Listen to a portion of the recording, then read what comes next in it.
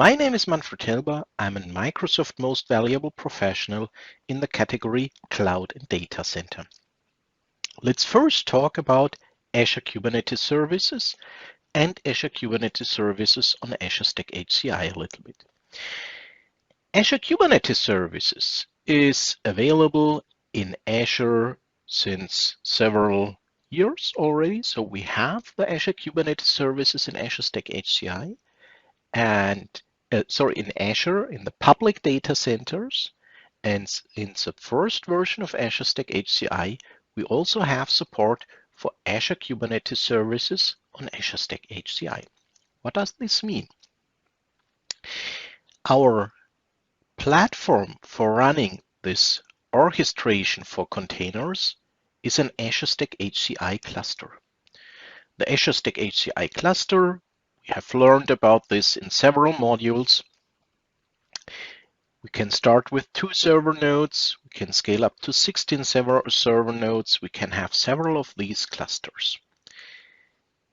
When we use Azure Kubernetes Services in Azure Public Cloud at Microsoft, we only consume the services. In Azure Stack HCI, we also have to think about how the Azure Kubernetes services are provided on premises. The good news is that there's a configuration wizard in the Windows Admin Center portal that provides the necessary configuration steps for Azure Kubernetes services. For Azure Kubernetes services, we need the Azure Kubernetes Services Platform Services.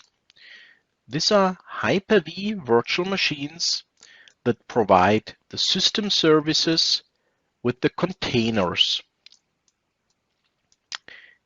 Kubernetes services that we talk about containerized workloads. In the Kubernetes cluster itself, we have the control plane and the worker nodes. The control plane consists of Hyper-V VMs with system services that talk to the system services of the Azure Kubernetes Services Platform Services. This control plane also communicates with the worker nodes on our Azure Stack HCI cluster. When we spoke about licensing of Azure Stack HCI and workloads, we have seen costs for Azure Kubernetes Services on Azure Stack HCI, and there we have the information that we only pay for the worker nodes.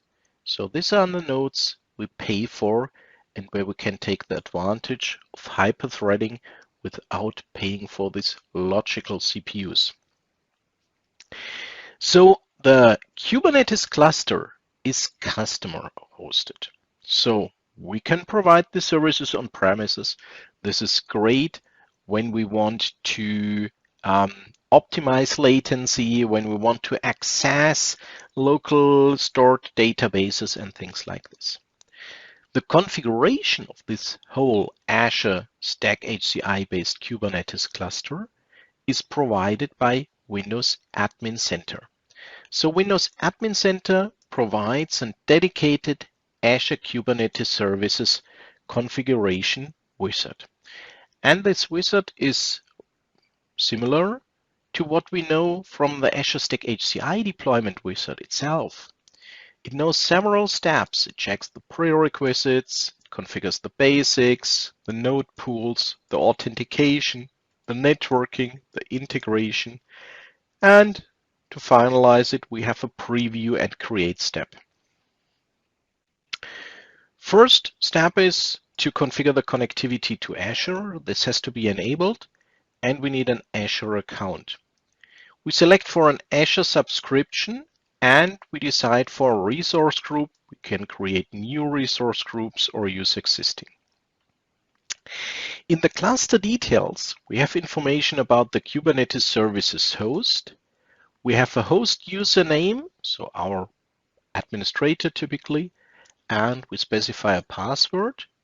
And we have the Kubernetes cluster name and the version we can select here. So there are different Kubernetes versions supported for deployment. In the next step, in the node pools, we can create one or more node pools for specific containers or containerized services. Here, for example, we can see we have a Linux pool, OS type is Linux, and we have a node size. The node size is responsible for pricing. In the docs.microsoft.com, we can read details about pricing deployment this here. The authentication is clear.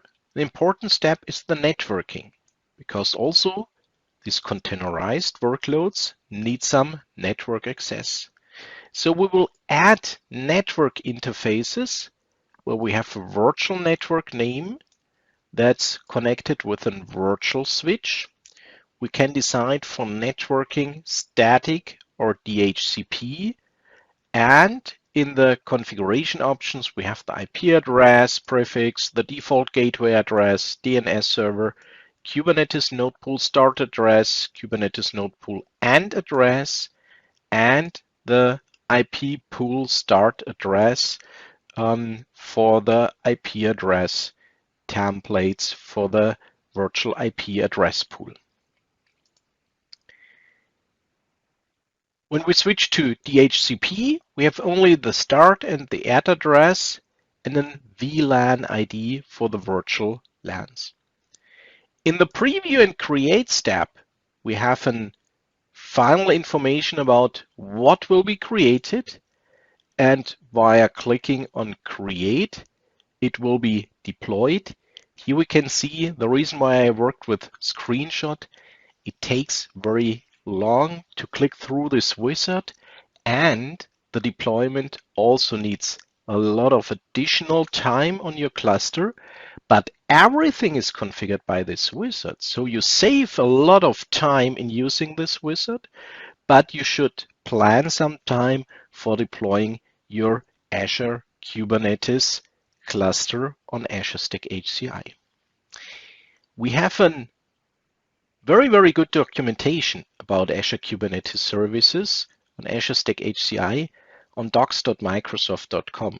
So if you are working with containers, you have information there about the networking configuration, the deployment of AKS host workload clusters with PowerShell, about deploying using Windows Admin Center, about creating the Kubernetes clusters, and then preparing applications, creating container registries, and so on.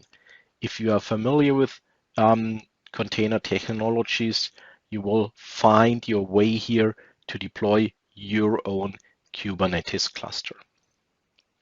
It's an option. It's an option like all the other hybrid services for Azure Stack HCI we have. And we had several modules about hybrid services and configuring hybrid services in this video series.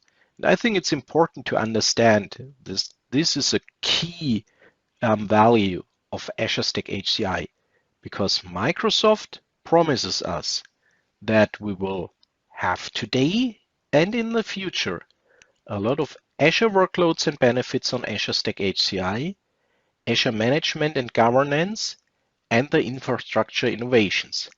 And some of these services we have already seen.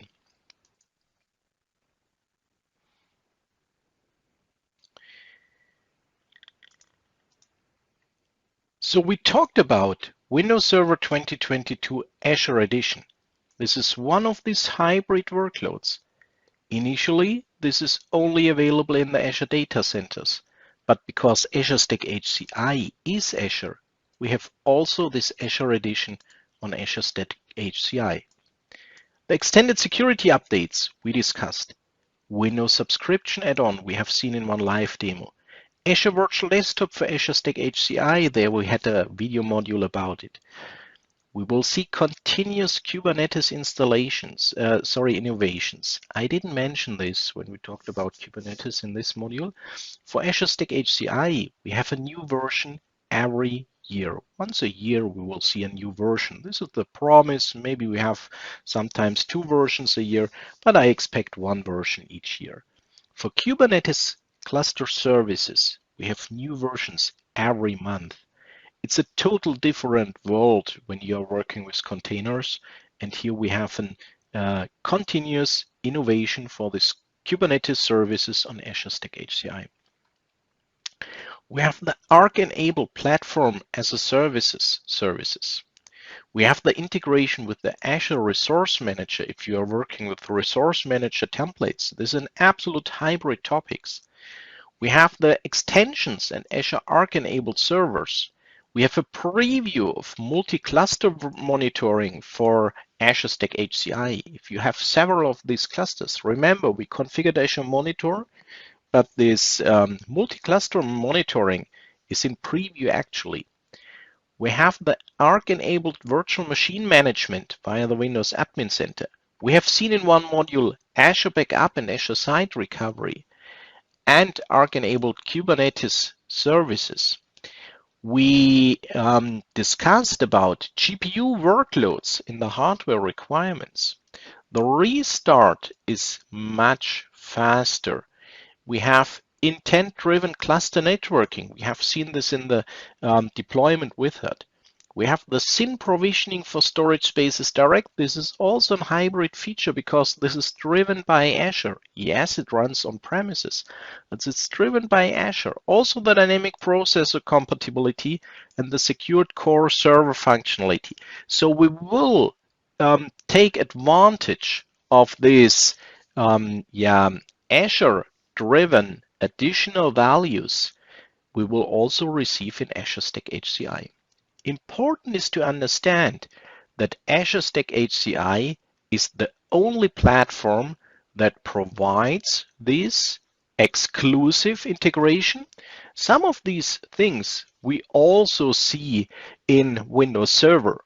So for example, Kubernetes clusters can be deployed on Windows Server and on Windows Server based clusters. We can Arc-enable Windows servers. But we have exclusive features like Azure Edition, like free extended security updates, like Windows Server subscription add-on, like Azure Virtual Desktop for HCI. And when you want to have the full hybrid stack, then it's important to understand that you have to choose and decide for Azure Stack HCI because this is the only platform that can provide you these full hybrid capabilities on premises. No other operating system can this, no other Microsoft operating system, and no other third-party operating system.